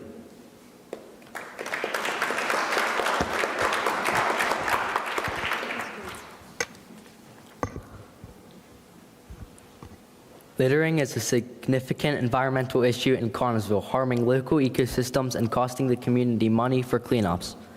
My solution is to form a committee of students, teachers, environmental specialists, and community members to organize school assemblies, community cleanups, and recycling efforts, while also advocating for stricter penalties for littering.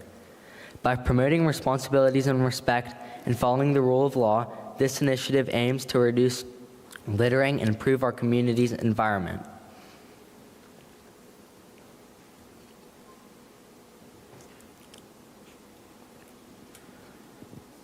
Thank you so much, Heath.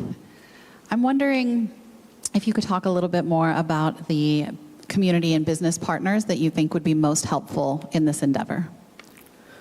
So local businesses that could help out, they could we could make posters for them to help out, and grocery stores and restaurants in Connellsville could put up these posters and people could join from the community to help clean up. Thank you, Heath. You mentioned forming a committee with some students in your local school and some environmental specialists.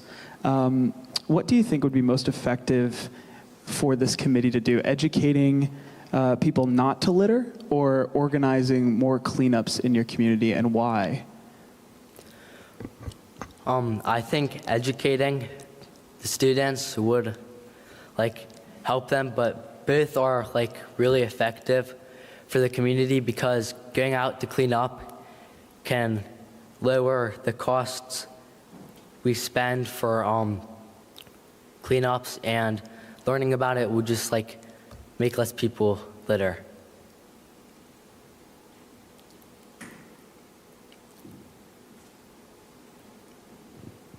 Thank you. Now, have you thought about any ways to fundraise if you ran into costs as you were going about these things for posters or different things that you might need?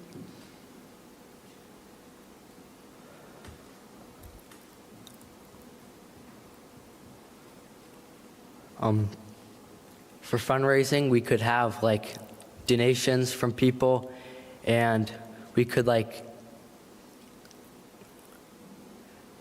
have events that could also help raise money. Great, thank you.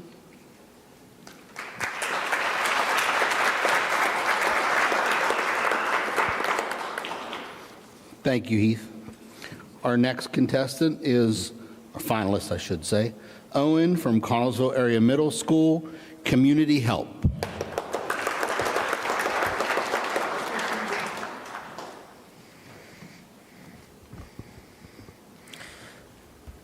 So by modernizing abandoned buildings in Connellsville and getting businesses to utilize them, there would be a reoccurrence in economic growth in Connellsville.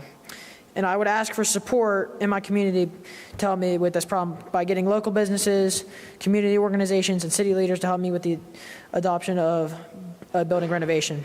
By allowing community groups and businesses to utilize the renovated buildings, it would bring economic benefits to the community.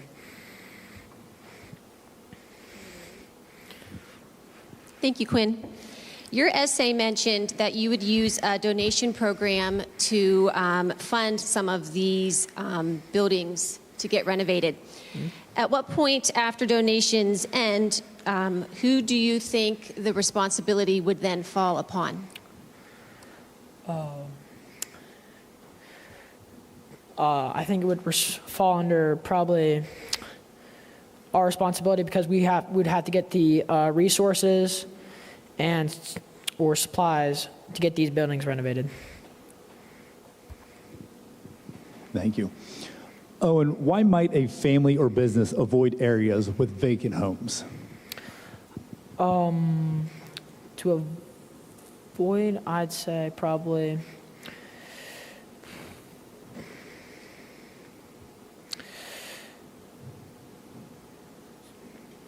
just, I wouldn't say like cause probably like disturbances in the areas.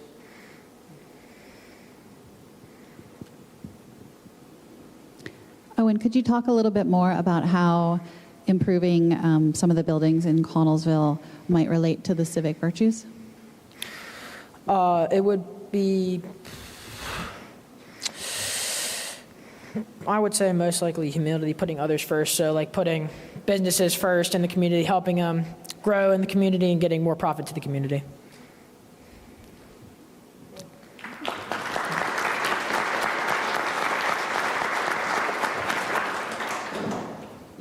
Thank you, Owen, very much. Our next finalist is Jade from Connellsville Area Middle School, Teenage Crime.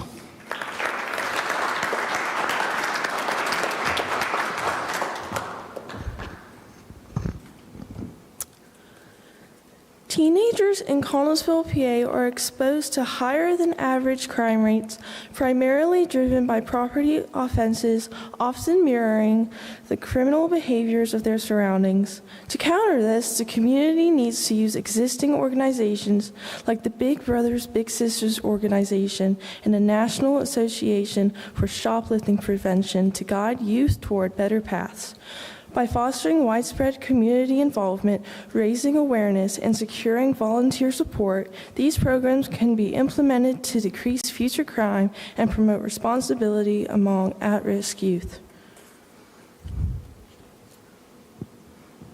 Thank you, Jade. So you mentioned these programs such as the Big Brothers and Big Sisters, and that their presence needs to be brought to our community. What do you think is the most effective way to do that? And once they're in our community, how would you get more people involved in them? Well, of course, I know the Big Brothers Big Sisters organization has a website, and they contact us, and so we could call them and let them know, like, hey, can you come help us? We have a very high crime rate for teenagers. So, and then the NASP, we can bring them into us too, and let like Walmart and Sam's Club, all those other stores, we could bring up together and work.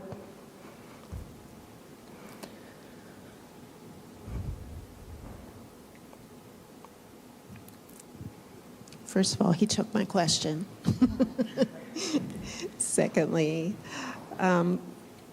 what organizations that are available to you locally do you think you could go through to help you with that outreach? I was thinking, so that question from the round 1, round 2, I would create a club, and I crochet personally, and I do a crochet club. It really just calms me. And I think it would help bring everyone together, and we can talk and just help each other. I think that's just really important in the community, just working together and as a team. So if we can get, we shouldn't have to get support from other people. We should try it for ourselves first. If that doesn't work, then we go to the other organizations.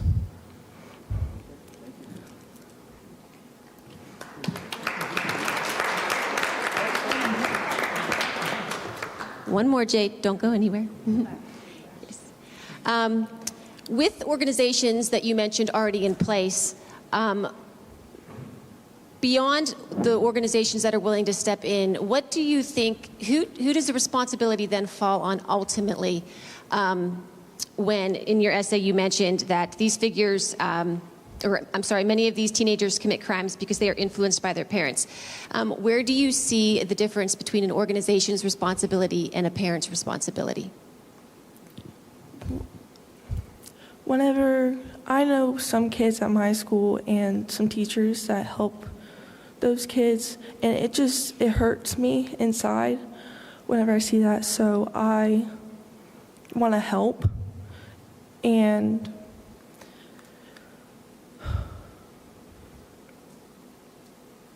I'm blanking here, I'm sorry.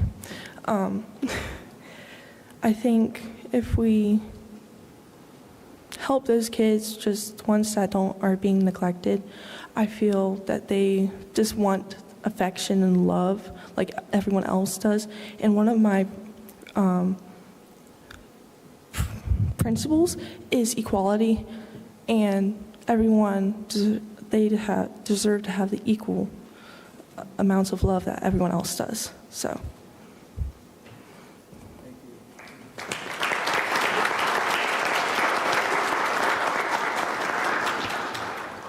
Thank you, Jade.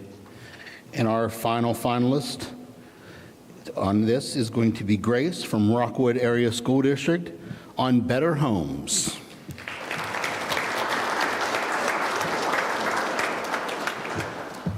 In my essay, Better Homes for Better Communities, I expressed how to make the town of Rockwood more attractive and less hazardous for citizens who live there. I wanted to come up with an idea that also helps our little town prosper, as we don't have that many businesses. And then also, I wanted to make our town a little better of a place, so that way we can come together as a union and help each other out on whatever we needed. Thank you, Grace.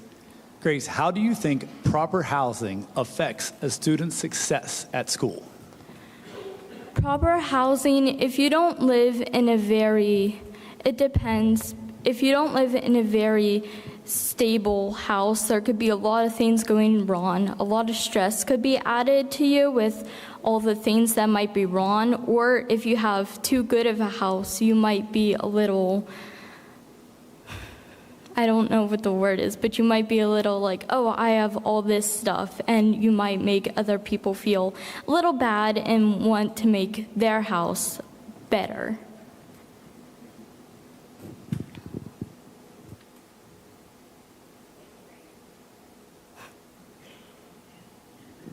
Let me try again. There we go. Grace, if your idea takes off, what do you think will be a kind of an ultimate benefit for your community? Like I said before, we would be getting a lot more traction. Maybe businesses would be able to come in and they would like our town, and they would think, oh, we can build a business here, you know. And then we'd start getting more traction, more businesses, maybe more population, because I know our school is small. And yeah. Grace, you mentioned fundraisers, donations, and utilizing external groups in order to help repair some of the homes in your community. My question is, if this succeeds, you utilize those three things and now you have money, but we don't have enough to repair every house, how would you decide where the money goes first? So I would say that if we couldn't fix all the houses in Rockwood, I would say it goes to the ones that need it most. And if that doesn't work, we can get it approved by the town council, maybe split it up between the homes, take it a little bit at a time, you know, fix up little things here and there until we can get enough money.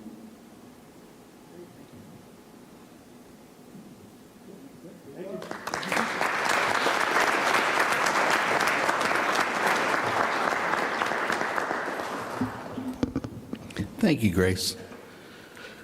Once again, let's give our finalists a round of applause.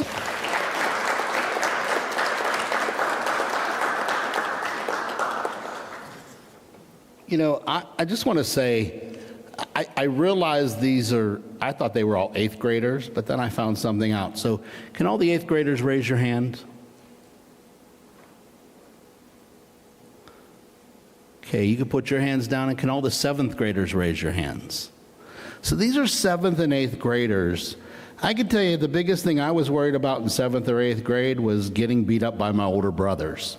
So I got to give these kids a lot of credit for what they have done, and we need to give the entire room another round of applause, please.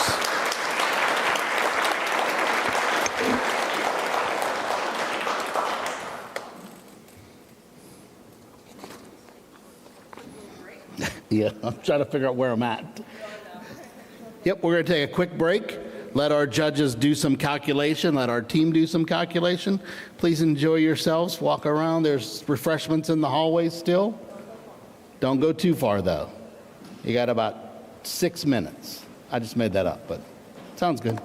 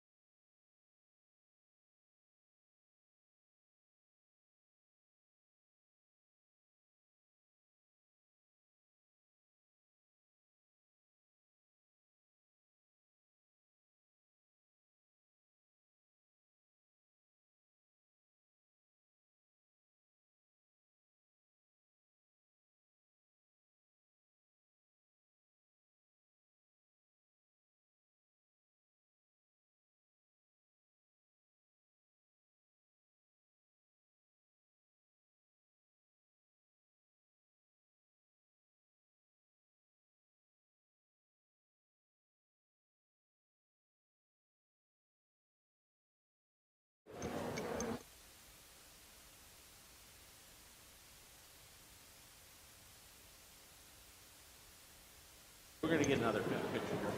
Okay. Brady, can you come up here? There you are. Come on up and we'll get. One of the judges or something? Yeah, I'll tell you what. Are you guys done? Okay, but can we have the 5 judges come up here? We want to get a real quick picture before we move to the final announcement. That light blinds you. That's why I put my hand. Thank you. Try this one over there. That's. Okay, so. Stories about a small world in Smithman. I was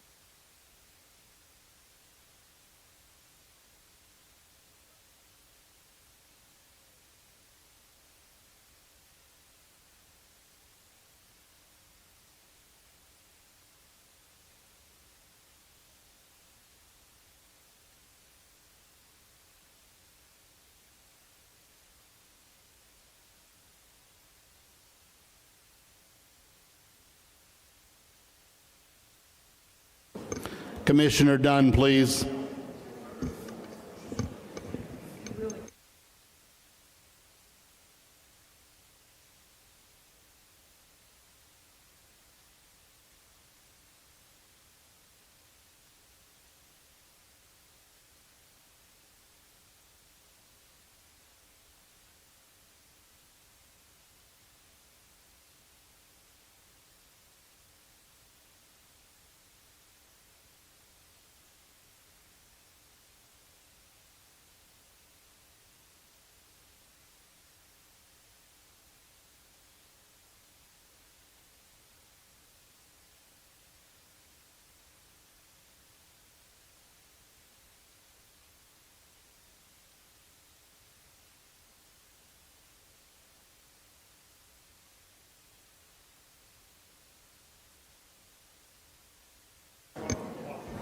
If I could ask the students to return to the stage and the audience return to your seats, please.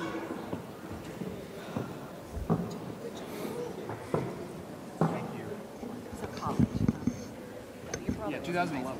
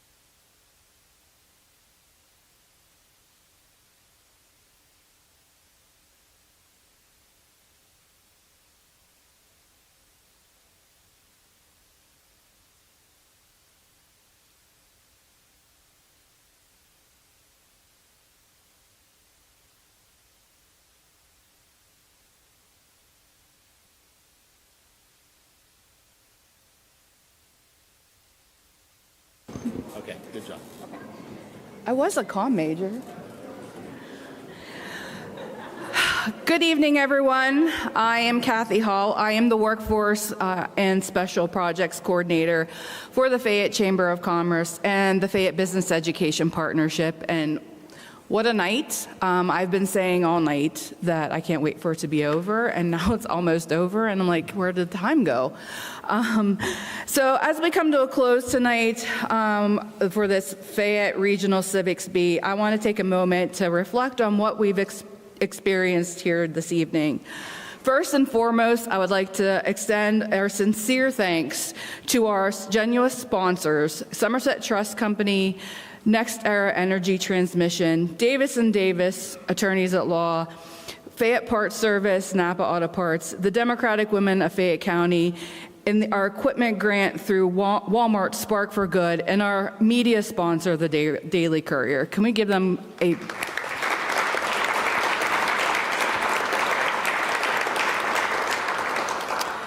Your support makes opportunities like this possible, and we are incredibly grateful for your commitment to our students and to our community.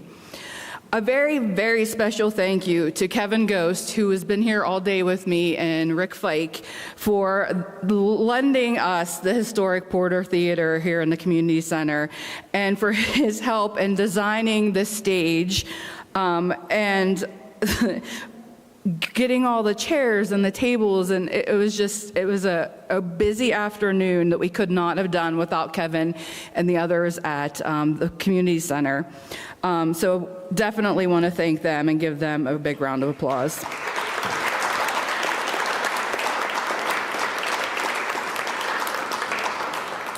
And I cannot do anything in the chamber world without Discover Fayette, Fayette TV, and especially to a huge thank you to Rick Fike and to Miriam back there on the cameras and in the control room, because again, we wouldn't have been able to do the streaming without them. So their tremendous help. And also Morgan and Daniel and Kenzie, the whole chamber team came together like we always do, and we pulled another fantastic event off. So I cannot thank you guys enough for all of this. And Muriel, of course, we can't do any event without our executive director at the helm, who guides us and doesn't say no to anything that we want to do. And to our students, guys, thank you for your hard work and for those essays, which were amazing, and for being here tonight, because this is our very, very first Fayette County Civics Beat, and I hope that there's more to come. Those of you that are in 7th grade, you can do this again next year. Azalee will tell you, this is her second one, right? So, although she's going into 9th grade next year, but you guys can come back and do this next year. So thank you for your hard work, for your preparedness, and you're willing to step up and participate. You have represented your school, your family, and your communities so well tonight. And your parents, guardians, thank you for your support and encouraging these young leaders every step of the way.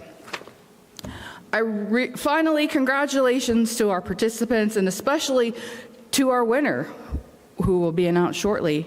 Thank you again for being a part of a meaningful and inspiring evening. And thank you to the incredible Mark Rafel, our MC for tonight, because again, we can't do anything in the chamber world without Mark. And guess what, guys? We have gifts for you. So we're going to call you up and give you a little gift from us and your certificate of participation. What would you do with them? All right. Thank you, Kathy. I do have the winners, so just hang on with us for a couple of minutes here. All right. So when you come up, please stay behind the chairs. Get your certificate. We can stop here. If parents, guardians want to take a picture, we can do that, and then head back to your seats, and then we will announce the winners. So I should probably do them in this order. Austin Ansel. I'm not supposed to do that.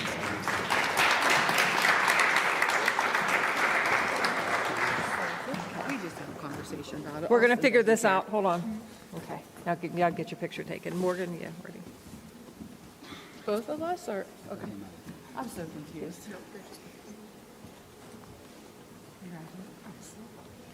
Courtney?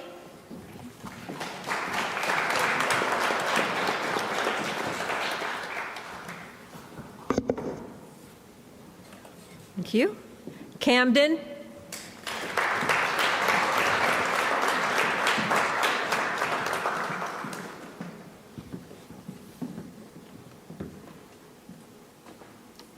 Jade?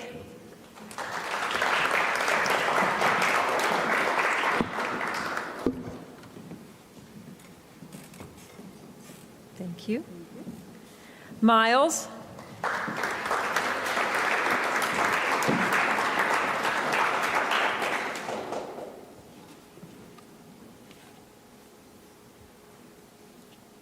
Thank you. Emma?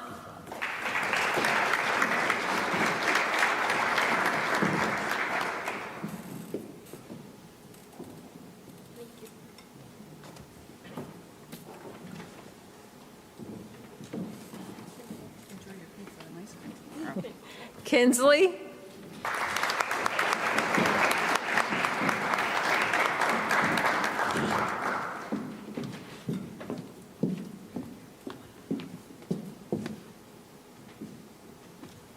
Thank you. Gabriella?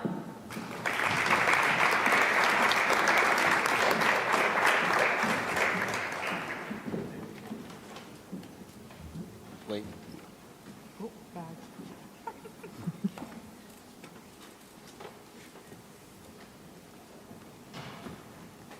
Heath?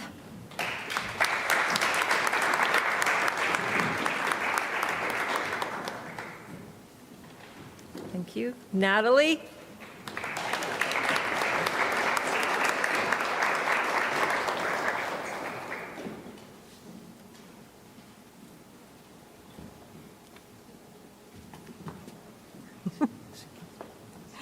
Haley Rose?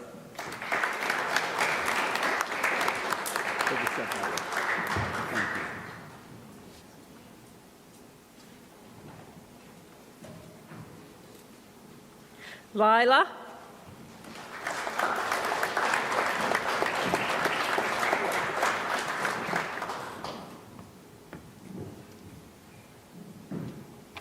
Osley?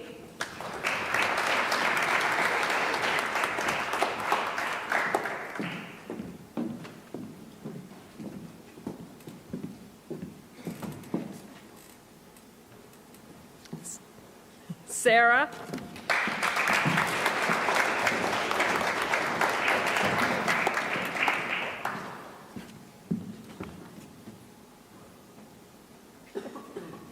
Owen?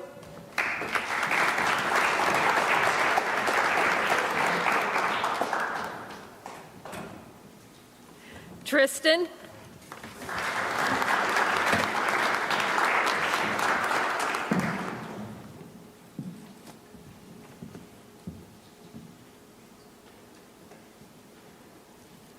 Mama's getting here. I didn't see her. Leah?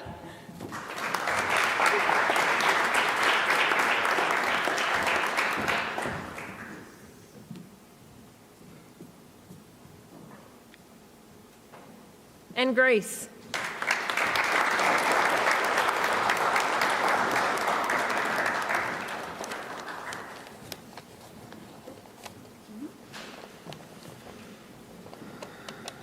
Okay, we now like to recognize the contestants. Now we want to recognize the winners.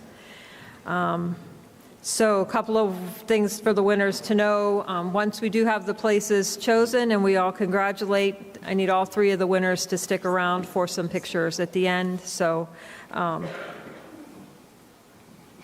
stupid marker fell again. Whew. This was fun tonight. I know you guys are nervous. All right, we have the awards here. You have third place award. Third place award this evening goes to Jade.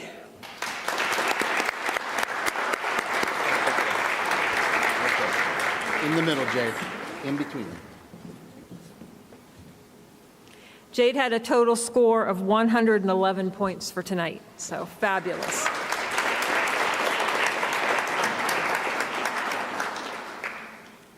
Our second place winner this evening is Courtney.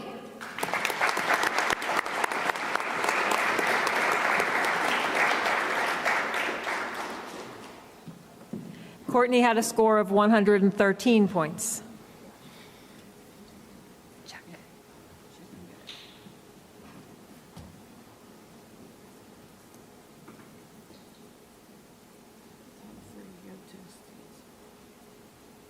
Our top 3 finalists will travel to the state competition, which will be either in Hershey or Harrisburg. Or in State College. So we'll have that information pretty soon. So in first place tonight, please help me congratulate Grace.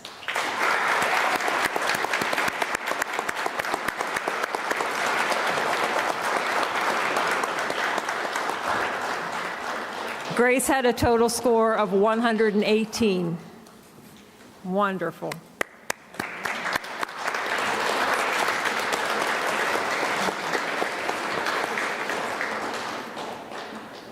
So finally tonight, I want to thank everyone who came out to watch the competition. This was our first one. Thank you for having patience with us as we worked through some technical details and the details in learning how to move and what we needed to do. We only will get far better from here.